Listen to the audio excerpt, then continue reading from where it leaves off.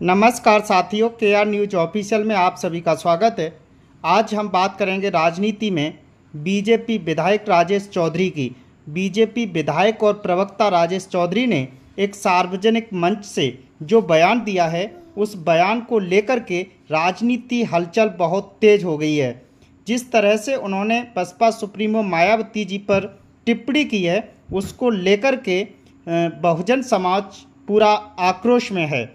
यानी कि उन्होंने कहा सार्वजनिक मंच पर कि पहली बार मायावती जी को जो मुख्यमंत्री बनाया गया, बीजेपी के सहयोग से बनाया गया। और वो कहते हुए ये भी कह गए कि अब तक की सबसे ज़्यादा भ्रष्ट मुख्यमंत्री मायावती जी हैं। इसी को लेकर के एक बहुजन आबादी में एक बड़ा आक्रोश दिखाई दे रहा है। मैं बात करता हूँ नेता विपक्ष यानी कि समाजवादी पार्टी की।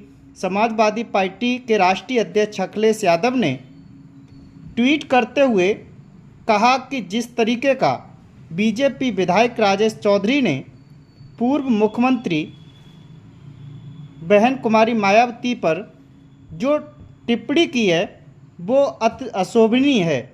यानी कि किसी पर आरोप तय नहीं हुए हैं, उससे पहले उसे भ्रष्टाचारी कह देना, ये एक बड़ी साजिश है। और हमेशा उन्होंने ये भी कहा कि ये शोषित और पीड़ित और वंचितों के खिलाफ जो एक रणनीति है, उसी के तहत बीजेपी विधायक राजेश चौधरी ने बयान दिया है।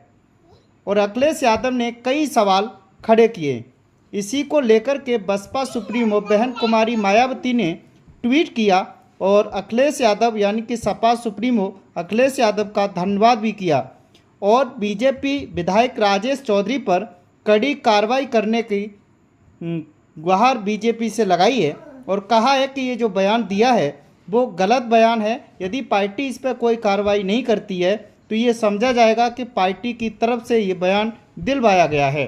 तो जिस तरीके की राजनीति आज जो देखने को मिली, वो अजीब सी राजनीति है कि आप किसी भी पूर्व मुख्यमंत्री पर इतना बड़ा आरोप नहीं लगा सकते हैं। जब तक अब तक किसी भी कोई भी आरोप बसपा सुप्रीमो मायावती जी के ऊपर नहीं लगा है। तो इसी को लेकर के सभी पार्टियां ने जो ट्वीट किया है, और ये अभी देखना होगा, बीजेपी की तरफ से ऐसा कोई ट्वीट और सफाई नहीं आई है, लेकिन जल्द ही ये पता चलेगा कि इस बसपा सुप्रीमो को लेकर जो बयान दिया है उस पर क्या कार्रवाई होती है।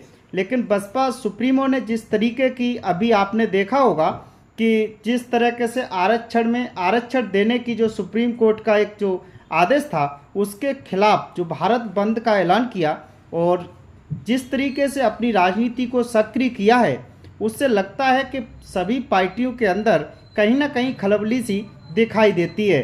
तो यहाँ पर बसपा और सपा एक साथ होती हुई दिखाई देती हैं। तो इसका ये कयास भी लगाए जा रहे हैं, क्या ये परिणाम 2027 में एक साथ आएंगे।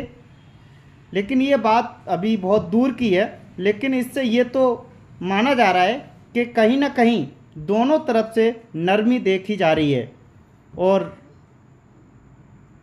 अखिलेश यादव ने जो ट्वीट किया उसका धन्यवाद भी बसपा सुप्रीमो की तरफ से किया गया। तो ऐसी सही और सटीक जानकारी के लिए आप हमें सब्सक्राइब और फॉलो कर सकते हैं।